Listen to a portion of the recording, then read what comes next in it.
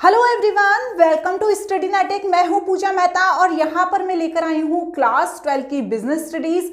इसका ये last chapter है कंज्यूमर प्रोटेक्शन। यहां पर वन शॉट वीडियो में मैं आपको कंप्लीट चैप्टर एक्सप्लेन कर दूंगी। ये चैप्टर हमारा लास्ट इसलिए है क्योंकि इससे पहले जितने भी चैप्टर थे उनके सभी के मैं वन शॉट वीडियो बना चुकी हूँ। नहीं देखे हैं तो प्लीज़ मेरी प्लेलिस्ट में देख लेना। और यदि आपको मेरा पढ़ाने का तरीका अच्छा लगता है तो चैनल को सब्सक्राइब तो ज़रूर ही कर देना। तो बच्चों, बिना देरी किए स्टार्ट करते हैं। किसके साथ? कंज्यूमर प्रोटेक्शन के साथ। कंज्यूमर प्रोटेक्शन क्या होता है, पहले इसके बारे में थोड़ा सा समझ लेते हैं। देखिए, कंज्यूमर जो सामान खरीदता है, देखिए हम यदि बिजनेसमैन हैं तो हम प्रोड्यूसर हुए। यदि हम किसी से कोई सामान खरीदेंगे तब हम कंज्यूमर बन जाएंगे। तो हम सही सामान खरीदें, सही रेट पे खरीदें, सही क्वालिटी का खरीदें। और यदि हमें सामने बेचने वाला इस तरीके से नहीं बेचता है तो हमारी जो प्रॉब्लम्स है, हमारी जो शिकायतें हैं, उनको दूर करने के लिए क्या क्या किया जा सकता है, वो सभी चीज़ें इस चैप्टर में पढ़ाई गई हैं। तो देखिए, consumer protection refer to a set of law, regulation and practices aim to safeguarding the right and interest of consumer when purchasing goods or services. It ensures fair treatment, access to accurate information, protection against fraudulent and harmful business practices. वही चीज़ इसमें as a definition लिखती है कि हम as a purchaser जब कोई सामान खरीदते हैं तो यदि हम कोई गलत सामान खरीद लेते हैं या सामने वाला हमें गलत सामान बेच देता है तो उसके लिए हम कैसे प्रोटेक्शन अपने लिए कर सकते हैं, वो पूरा कंज्यूमर प्रोटेक्शन एक्ट बनाया गया है 2019। पहले 1986 में बनाया गया था, उसके बाद अब जो उसमें चेंजेस करके बनाया गया है वो है कंज्यूमर प्रोटेक्शन एक्ट 2019। ये क्या है, जो की एस्पेक्ट है वो क्या है? Trade practices, ensuring product safety, requiring transparency in business dealing and enforcing consumer rights such as right to choose, seek redressal and receiving compensation for defective product। क्या होता है, कई बार जो प्रोडक्ट बनाने वाला होता है वो सोचता है अरे हमारा प्रोडक्ट तो मार्केट में बहुत ज़्यादा फेमस है, हम प्रोडक्ट में कुछ गड़बड़ी भी कर देंगे तो कोई फ़र्क नहीं पड़ेगा। नहीं, यदि आपने कोई गलत प्रोडक्ट बनाकर मार्केट में उसे लॉन्च किया है और लोग पहले से उसे खरीद रहे हैं लेकिन बाद में उसमें आपने कोई मिलावट कर दी, सेफ्टी इशू कर दिया, तो जो कंज्यूमर होता है वो कोर्ट तक भी जा सकता है और आपके खिलाफ जाकर कंप्लेंट कर सकता है। आप उसको मतलब जब आप के खिलाफ कंप्लेंट होगी तो आपको उसको कंपनसेशन भी देना पड़ सकता है। तो ये सभी चीज़ें कंज्यूमर प्रोटेक्शन में आती हैं। Additionally, consumer protection provide mechanism to dispute resolution such as complaint filling and mediation for costing trust fairness of market place. यदि इस तरह का कोई लड़ाई झगड़ा बनता है किसके बीच में, जो सेलर है और जो परचेजर है उसके बीच में, तो उसका निपटारा भी किया जाता है कि कैसे जो प्रॉब्लम्स आई हैं, जो डिस्प्यूट हुआ है, उन्हें सॉल्व किया जाए। तो यही सब कंज्यूमर प्रोटेक्शन होता है। इसके बाद क्या होता है? Importance of consumer protection. क्या इंपॉर्टेंस है कंज्यूमर की, कंज्यूमर प्रोटेक्शन की? ठीक है, तो सबसे पहले protection against exploitation, prevents unfair practices like adulteration, overcharging and misleading ads. क्या होता है, कई बार हम ऐसे प्रोडक्ट सेल करते हैं और उस पर हम ये लिखते भी नहीं है कि ये अडल्ट प्रोडक्ट्स हैं, या हम कभी कभी कोई प्रोडक्ट ऐसा है जिसके जो हमारे कॉम्पिटिटर्स हैं वही प्रोडक्ट कम प्राइस में सेल कर रहे हैं लेकिन हमारा प्रोडक्ट फेमस है तो हम उसको ओवरचार्ज कर रहे हैं। कई बार हम इस तरह से गलत ऐड बताते हैं, जो हमारे प्रोडक्ट में नहीं है चीज़ें उसको भी बताते हैं कि ये चीज़ें हमारे प्रोडक्ट में हैं। आपने कई प्रोडक्ट देखे होंगे, वो बताते हैं कि हमारे प्रोडक्ट पीने से आपको प्रोटीन मिलता है, कैल्शियम मिलता है, लेकिन जब आप पीछे देखते हैं तो उसमें कुछ भी नहीं लिखा रहता है। तो ये क्या होता है? गलत ऐड देना होता है। ठीक है, फिर प्रमोट्स कंज्यूमर अवेयरनेस। कंज्यूमर को भी अवेयर होना चाहिए कि उसे हर चीज़ को, कोई भी, जैसे हम कोई प्रोडक्ट लेने जाते हैं तो हम सबसे पहले देखते हैं कि उसकी एक्सपायरी डेट क्या है। ऐसा तो नहीं है हम ब्रेड लेने गए, दही लेने गए तो वो हमने तब खरीदा जब वो एक्सपायर हो गया है। तो यहाँ पर कंज्यूमर को भी एजुकेट किया जाता है। Encourage ethical business practices. देखिए, fair pricing, quality assurance and honest advertisement के लिए एनकरेज किया जाता है किसको? जो प्रोडक्ट बना रहा है। लीगल सपोर्ट फॉर कंज्यूमर, यदि इस तरह की कोई प्रॉब्लम हो जाती है तो उसको लीगल सपोर्ट भी देता है कौन? Consumer protection act. इसके बाद एनहेंसिंग कंज्यूमर कॉन्फिडेंस, कंज्यूमर ने यदि किसी ऐसे प्रोडक्ट को खरीद लिया है जिससे उसे हाथ में रैशेज हो गए हैं, उसकी तबीयत खराब हो गई है, उसको वॉमिटिंग हो गई है, अब लेकिन वो डर रहा है कि नहीं हम इसके खिलाफ कैसे कंप्लेंट करें, तो ये क्या करते हैं, उनको बोलते हैं, कॉन्फिडेंस को बढ़ाते हैं कि नहीं आपको इसके खिलाफ आप इसके खिलाफ कंप्लेंट कर सकते हैं। Prevent monopoly and unfair competition, देखो ये क्या है, कंपटीशन जब कोई बिजनेस स्टार्ट करता है तो क्या करता है, कंपटीशन के चक्कर में बहुत ज़्यादा फालतू की एडवर्टाइजमेंट करने लगता है, तो अनफेयर कंपटीशन से भी ये बचाता है। स्ट्रेट इकोनॉमिक डेवलपमेंट, देखिए यदि आप फेयर प्रोडक्ट बेचेंगे, कंज्यूमर आपसे हैप्पी रहेगा, किसी तरह का कोई डिस्प्यूट नहीं होगा, तो जो इकोनॉमिक डेवलपमेंट है वो भी बहुत ज़्यादा होगा। फिर ensure quality and safety of product, ये क्वालिटी और सेफ्टी स्टैंडर्ड को भी ध्यान में रखता है। क्लियर?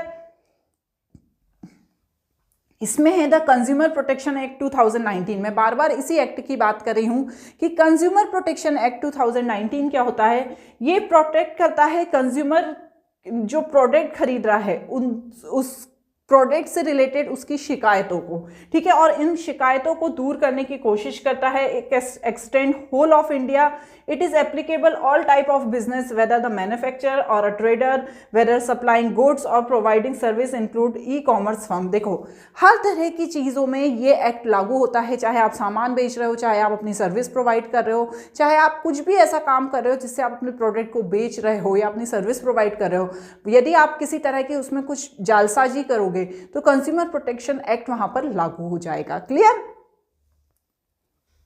इसके बाद होता है कंज्यूमर राइट्स। कंज्यूमर राइट्स क्या होते हैं, देखो राइट टू सेफ्टी, सबसे पहला जो उसका राइट होता है ये इंपॉर्टेंट है, इस चैप्टर में आपसे पूछा जा सकता है कि कंज्यूमर राइट्स कौन कौन से हैं। पहला होता है right to safety, the consumer has to right to protect against goods and services which are riskful to life, health and property, for example electrical appliances. देखो यहाँ पर जो सेफ्टी है वो बहुत ज़्यादा इंपॉर्टेंट है। कुछ प्रोडक्ट ऐसे होते हैं यदि उनमें सेफ्टी नहीं होती तो लाइफ तक पे रिस्क आ जाता है, जैसे इलेक्ट्रॉनिक प्रोडक्ट, हम गए हमने चार्जर खरीदा, हम गए हमने बल्ब खरीदा, हम गए हमने कोई ऐसे इलेक्ट्रॉनिक आइटम खरीदा जो हमारी यदि वो सही नहीं होगा तो उससे हमारी लाइफ भी रिस्कफुल हो जाएगी। तो यहाँ पर राइट टू सेफ्टी का भी एक बहुत बड़ा प्रावधान है कि आप किसी सीरियस इंजरी से यदि ग्रसित हो जाते हो तो आपको किस तरह से वो उसको कंपनसेट करेंगे। Right to inform, the consumer has to right to have complete information about the product he intend to buy, including ingredient, date of manufacturing, price, quantity, direction of use, etc. देखो क्या होता है कि आपको हर चीज़ की information होना चाहिए। Information से मतलब कि आपने यदि कोई चीज़ खरीदी है, ऐसी चीज़ जो क्वांटिटी में है, जैसे हम राइस खरीदते हैं, पल्सेस खरीदते हैं, या कोई चीज़ें हम ऐसी खरीदते हैं जिसमें पूरी लेबलिंग दी होती है, तो जो उसमें इंफॉर्मेशन दी है कि कितना वेट है, कितनी क्वांटिटी है, इसमें कौन कौन से प्रोडक्ट इंक्लूड हैं, तो ये सारी इन्फॉर्मेशन उसमें दी जानी होती है। जैसे आप टमाटो सॉस खरीदने जाते हैं तो आपको सारी चीज़ों की इन्फॉर्मेशन दी होती है। Clear? Assured, right to assured, the consumer has to freedom to access variety of product to competitive price. This implies that the marketer should offer a wide variety of product term to quality, brand, price, size, etc. देखो यहाँ पर क्या होता है, आपके पास एक ही product की कई तरह की चीज़ें मार्केट में अवेलेबल होती हैं, एक ही तरह की। जैसे आपको टमाटो सॉस खरीदना है तो किसान का भी मिल जाएगा, मैगी का भी मिल जाएगा, और एक दो कंपनीज के और मिल जाएंगे। अब आपके पास बहुत सारे ऑप्शन हैं, तो आप उन ऑप्शंस में से आपको ये एश्योरेंस होनी चाहिए कि कौन सा जो है अच्छा है, किसकी क्वालिटी अच्छी है, किसकी ब्रांड अच्छी है, आप उसी का प्रोडक्ट खरीदोगे ना। तो consumer protection act right to safety या एश्योरेंस का भी बताता है, उसका भी बारे में एश्योर करता है।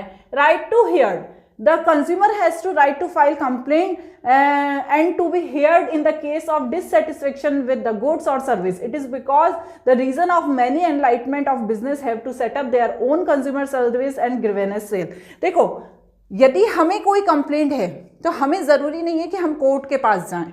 बहुत सारी बड़ी बड़ी फर्म्स हैं या बहुत सारी बड़ी बड़ी ऐसी कंपनीज हैं जो खुद की ग्रीवेंस सेल या खुद की कंज्यूमर सर्विस प्रोवाइड करती है। जैसे आपका एप्पल का फ़ोन है, सैमसंग का फ़ोन है, या आपको मिंत्रा में आपने कोई शॉपिंग करी है, आपके पास प्रोडक्ट नहीं आया है, तो आपको ज़रूरी नहीं है कि आप बाहर जाके उसकी कंप्लेंट करो। यदि आप वहीं कंज्यूमर जो सपोर्ट सिस्टम है वहाँ पे आप अपनी कंप्लेंट करते हो, तो वो लोग भी उस कंप्लेंट को सॉल्व करने की कोशिश करते हैं। तो बड़ी बड़ी फर्म ने खुद अपने एक अलग से कंज्यूमर सर्विस या ग्रीवेंस सेल बनाई हुई है।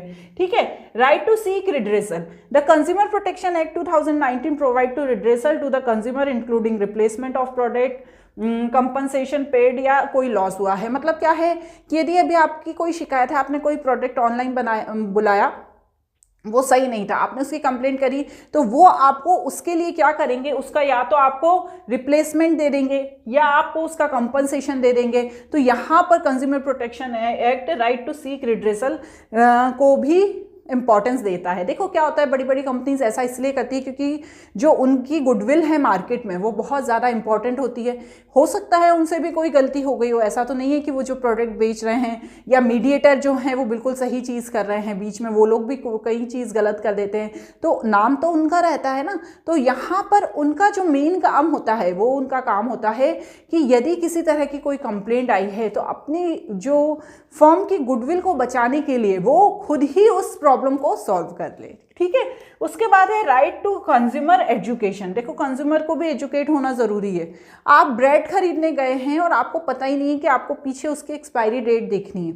हमेशा हम कोई भी चीज़ खरीदते हैं, जो चीज़ बहुत जल्दी ख़राब होने वाली होती है, तो हम हमेशा उसकी एक्सपायरी डेट देखकर खरीदते हैं। तो हमें भी इतना एजुकेट होना चाहिए कि हम कोई भी प्रोडक्ट खरीद रहे हैं तो सामने वाला, बेचने वाला हमारे साथ फ्रॉड ना कर दे। Clear?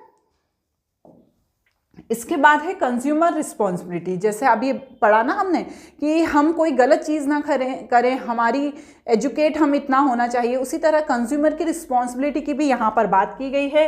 Consumer protection act empowered the consumer to fight against the exploitation and the unfair restrictive trade practices adopt the seller. यदि उनके साथ कुछ गलत हुआ है, हमने कोई ऐसी चीज़ खरीद ली है, हमने कोई ऐसा सामान खरीद लिया है जो बिल्कुल उसमें प्रॉब्लम थी, ठीक है।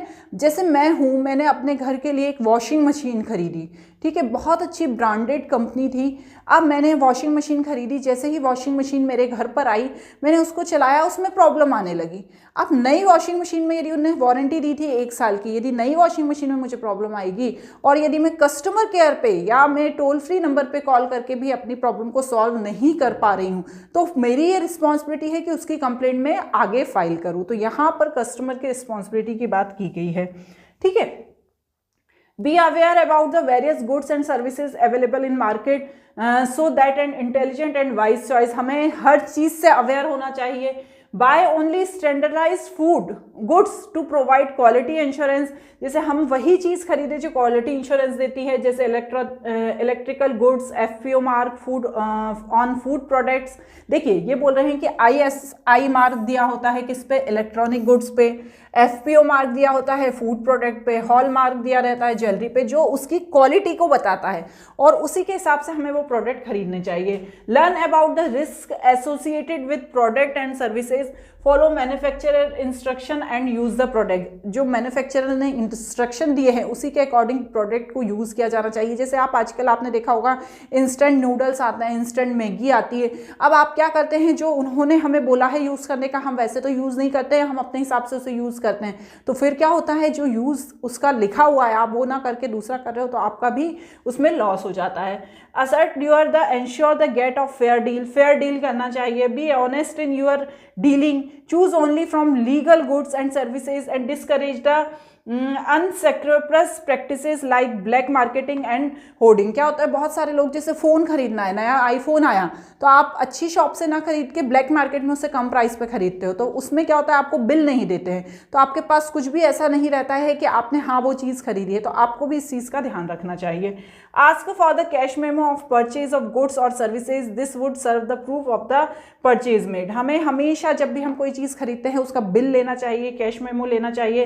File a complaint of appropriate customer forum in case of the shortcoming of quality of goods purchase और सर्विस अवेलेबल। यदि आपको किसी तरह की कोई प्रॉब्लम आती है कोई भी प्रोडक्ट को खरीदने के बाद, तो कंज्यूमर फोरम में आपको उसकी कंप्लेंट करना चाहिए, वही इसमें बताया हुआ है। क्लियर हो गई, यहाँ तक आपको समझ में आ गया। इसके बाद है रिड्रेसर मशीनरी। ठीक है, अब ये क्या होती है, देखिए रिड्रेस्ड मशीनरी का मतलब ये है कि ये 3 चीजें हैं, ये इंपॉर्टेंट है इस चैप्टर में, जिसमें आपको ध्यान रखना है।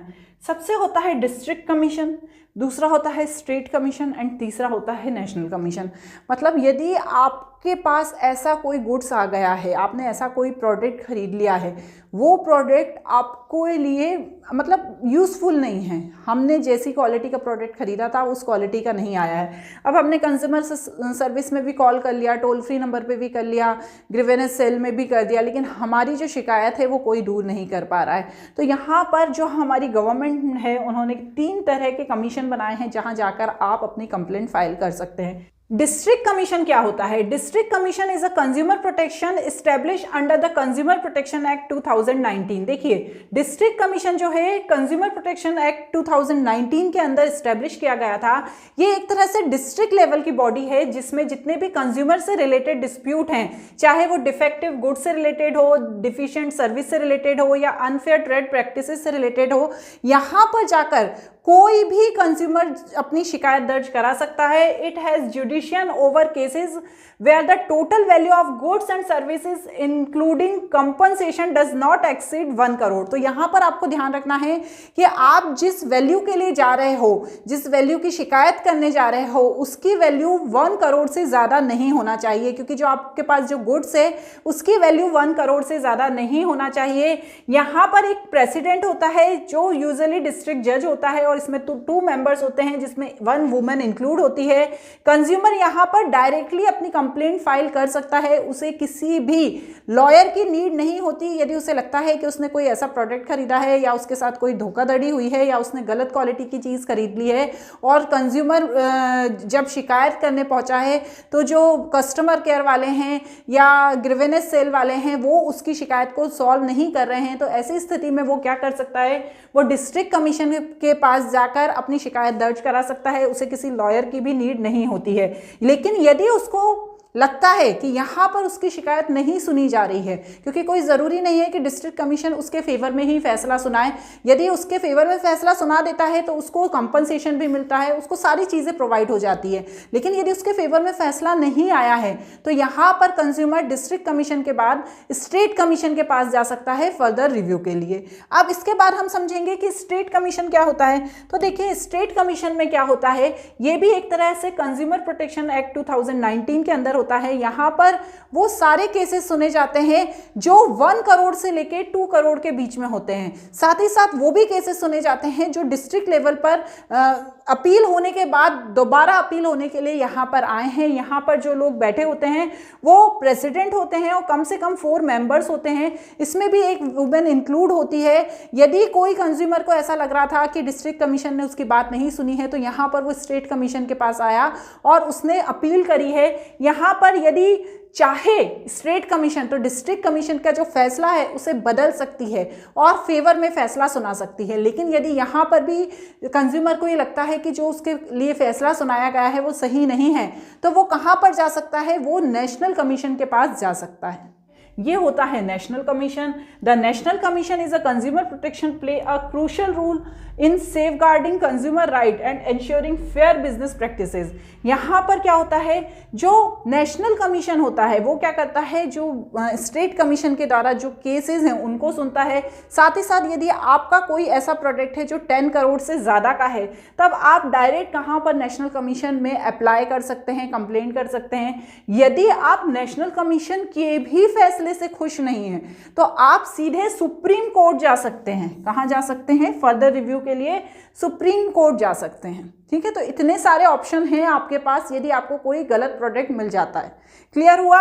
अब इसमें नेक्स्ट टॉपिक एक और है, कंज्यूमर ऑर्गेनाइजेशंस एंड एनजीओ। देखिए क्या है, ये तो जो चीज़ें हमने अभी बताई वो सारी किसके द्वारा चलाई जाती हैं, गवर्नमेंट के द्वारा चलाई जाती हैं। लेकिन कभी कभी क्या होती हैं, बहुत सारी हमारी इंडिया में बहुत सारी कंज्यूमर ऑर्गेनाइजेशंस हैं और नॉन गवर्नमेंट ऑर्गेनाइजेशन है एनजीओ, जो फ्री में कंज्यूमर प्रोटेक्शन के लिए काम करती है। ये कंज्यूमर की सेफ्टी कंज्यूमर के साथ कुछ गलत ना हो उसके लिए काम करती है। इसके लिए वो कुछ भी पैसा नहीं लेती। यहाँ पर गवर्नमेंट का कोई इन्वॉल्वमेंट नहीं होता। ये जो काम करती हैं ये रहती है free from government interference. Consumer organisation and NGO perform several function for the protection and promotion of interest of consumer. मतलब ये बहुत सारे काम करती हैं कि सही प्रोडक्ट कंज्यूमर तक पहुंचे। क्लियर। अब इसका एक लास्ट पॉइंट और है कि फंक्शन क्या है कंज्यूमर ऑर्गेनाइजेशन एंड एनजीओ के। Educating the general public about the consumer right by organising training programme, seminar and workshop. ये क्या करती है, इस तरह से जो हमारे कंज्यूमर है जो किसी प्रोडक्ट को खरीदते हैं उनके लिए ट्रेनिंग प्रोग्राम चालू करती है, वर्कशॉप लगाती है ताकि लोग आएँ और प्रोडक्ट के बारे में जानें। इसके बाद publishing periodical and other publication to impart knowledge about the consumer problem, legal reporting, relief available and other matter of interest। तो ये सारी जानकारियां देती है। carrying out the comparative testing of consumer product in accurate in laboratories to test relative quality of competitive brand। मतलब ये क्या करती हैं, जो प्रोडक्ट आया है मार्केट में उसे अपनी लेबोरेटरी में भी टेस्ट करती हैं, क्योंकि ये है एनजीओ, इनको कोई रोक नहीं सकता। तो ये वहाँ पर भी चेक करती है कि ऐसा तो नहीं है कोई प्रोडक्ट गलत आया है। encouraging consumer to strongly protest and take action against the unscrupulous and the exploitative and unfair trade practices of seller। मतलब यदि किसी तरह का कोई गलत काम हो रहा है, यदि गलत प्रोडक्ट सेल हो रहा है, तो ये कंज्यूमर को मोटिवेट करती है कि नहीं, आपको इसके खिलाफ एक्शन लेना चाहिए। Providing legal assistance to consumer to way the providing aid, legal advice and seeking legal remedy. ये लीगल एडवाइस भी देती है कंज्यूमर को। Filling complaints appropriate customer court to behalf of the consumer. ये कोर्ट में यदि आपको किसी तरह की कोई कंप्लेंट करनी है और आपको नॉलेज नहीं है तो ये उसमें भी आपकी हेल्प करती है। तो बच्चों आज यहाँ पर हमने पूरा बिजनेस स्टडीज़ के सभी चैप्टर्स को कंप्लीट कर लिया है वन शॉर्ट वीडियो में। अब हम आगे एग्ज़ाम की तैयारी इसी तरह करेंगे। तो चलिए पढ़ते रहिए।